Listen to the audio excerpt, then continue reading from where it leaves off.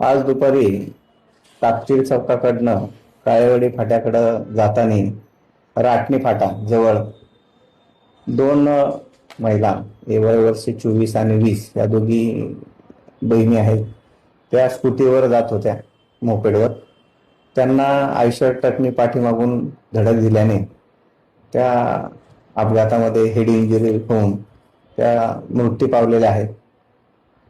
त्या अपघातामधील Eicher truck आणि ट्रकचा driver यांना ताब्यात घेतलेला आहे. पुढील अधिक कारवाई करून गुन्हा दाखल करत आहोत. ट्रक नेमका सुद्धा काही माहिती मिळाली का किंवा तो हा ट्रक कुठं चालला होता? हा ट्रक